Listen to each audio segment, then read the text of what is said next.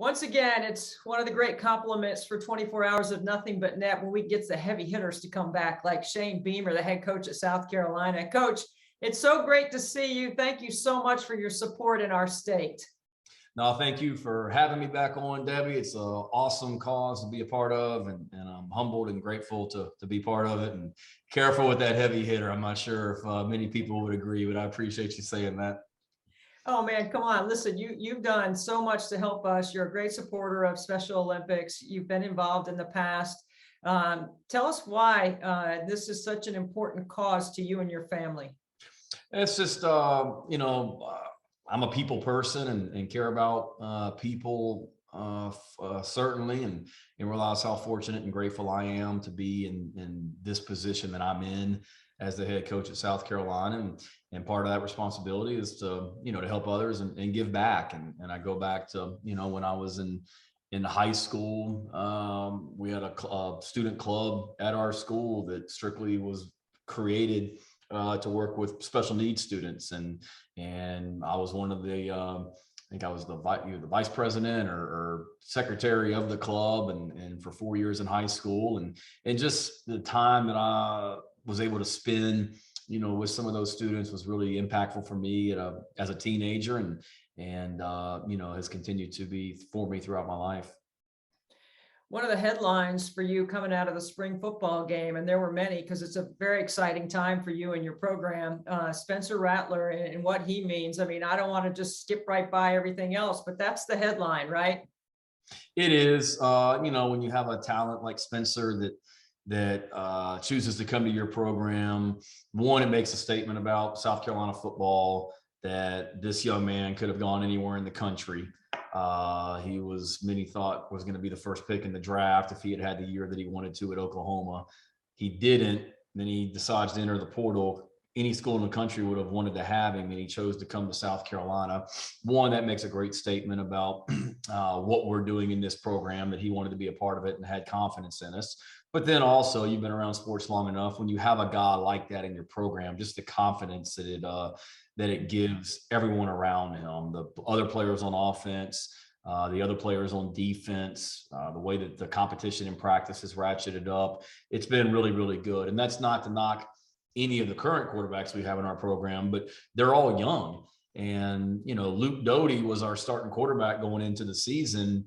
Luke's still a young guy, still is right now, and hasn't started many games as a college quarterback. And because of injuries last year, hasn't been able to really play in that many games as a college quarterback. So to have a guy like Spencer come into your program with his talent level, but also his experience, the fact that he's won a conference championship before, and I think only lost 2 games as a starting quarterback in his career at Oklahoma, certainly makes everyone around him better. Well, you want to have those kind of winning attitudes around your program. I know you're a winner. You've always been a winner. You've coached incredibly talented players over the course of your career, Shane. What is it about Spencer that makes him so unique and different that we might see, third and long, third and short, those kinds of situations? And I know for me, like, I'm not as strategic as others. I just love offense. So I want to see, I can't wait to see him with the ball in his hands. Like, what's that going to look like?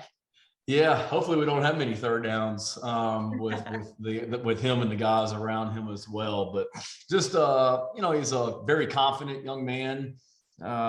He's super talented, quick release, and can make all the throws. He's a better athlete than people give him credit for. He can run if he needs to. Like I said, he's got experience. He's started a lot of football games, and then I just like the fact that he's been through some adversity. And people think that the 2020 season, when he was the starting quarterback at Oklahoma, that everything was easy for him. It wasn't. Like, people have forgotten that that season I was at Oklahoma as an assistant coach at the time.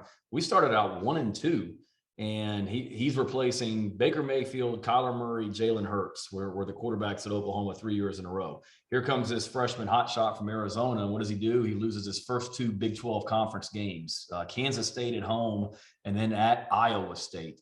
And losing 2 conference games in a year at Oklahoma doesn't happen, especially the opening 2 games of the year in the Big 12 conference. So he took a lot of heat at that point, but he overcame it and then proceeded to win the rest of the games that year, win the Big 12 championship.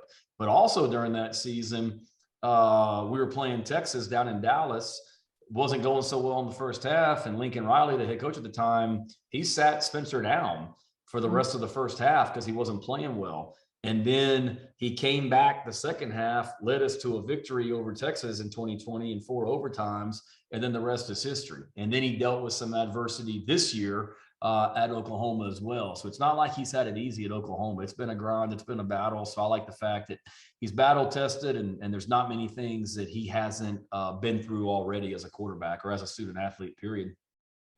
So we know from being around sport for so long that the ebb and flow of the way things go for staffs, for programs, for players individually. So I want to ask you about the measure of confidence. And, in today's climate inside college athletics, particularly, there's so much discussion about mental health, and I don't want to get into a whole big discussion. I just want to ask you about that fine line that you see with all of your experience between those that put in the reps and try to gain confidence that way, are those that quickly lose their confidence if things don't go their way. So, early on, like just a couple of the examples you just mentioned, like what's the delineation there, and how do you measure or handle that as the head coach? Yeah, no, it's a big part of the job. The mental health period is very important. And a lot of the conversations that I've, had with players on our team here in my office are not X's and O's related necessarily. It's mental issues that they're dealing with, and always remembering that these are still 18, 19, 20, 21-year-old young men in our program that are still trying to find their way in our program and any program, across the university here as well. So I'm certainly cognizant of that. And then realizing that it's really hard being a student athlete at this level, and the expectations that these student athletes have on them, and being aware of that. And we're a place that, tries to build people up and be very positive with them. And don't get me wrong, hold them accountable and coach them hard, but we also want to, reward things when we see it. And we talk to our guys all the time about getting out of their comfort zone. And when you get out of that comfort zone, and that's when you are able to grow. And you can either, stay comfortable, or you can try and get better.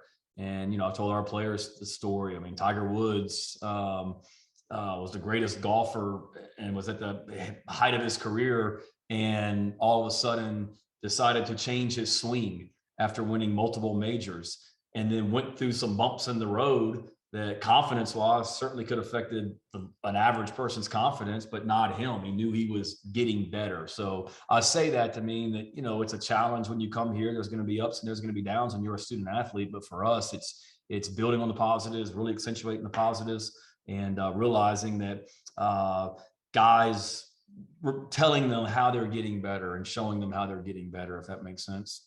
It totally makes sense to me. And I want to point out, back here I have build, serve, empower. Those are my standards. I love the word build, and I know you've been a builder. And when you start tying in all the wonderful facilities, the talented people that you have at South Carolina to be able to assist your players in every aspect of what they might want to do, it comes back to our why and why we play sport, and exactly the reason why, Shane, that we're doing this with my inspiration of Frankie, so that Frankie and his friends and teammates need a little bit more, a little extra. So if you were giving me your best recruiting pitch for how to help Special Olympics, come on, give it to us right here so that we can get people involved in the state of South Carolina and other places. I think there's so many great young men, young women around South Carolina that are talented athletes, and they just need a little bit more assistance, like you're saying. And when you have the opportunity, I'm a people person, like I said at the beginning. I care about people, love people. I'm very grateful for the role that I'm in, and I want to use that gratitude that I have and my love for others to be able to help others. And there's some great athletes that just need that opportunity, and to be able to contribute to this and be a part of this event, to just continue to open up doors and create opportunities for more and more young people, young athletes across South Carolina is something that I think everybody should be passionate about. Coach, just because Frankie's a Clemson grad doesn't mean he's not going to be pulling for you. My oldest son, Joey, is a South Carolina grad, so we do have that down the middle at our house. So we're always rooting for you and pulling for you, and we hope you have a great season. I can't thank you enough for everything that you're doing inside our state of South Carolina to help with Special Olympics. Well, I appreciate that. And he can certainly cheer for us 11 games out of the year. We'll forgive him if he doesn't the other one. But no, I'm so thankful to be in this state and around so many great people. I love South Carolina. I love everything about this state. Most importantly, the people in this awesome state, and blessed to be a part of it. And so thankful for being a part of this with you, Debbie, and appreciate all you do throughout the year as well. And thanks for allowing me to assist. Thank you, Coach Beamer. You bet.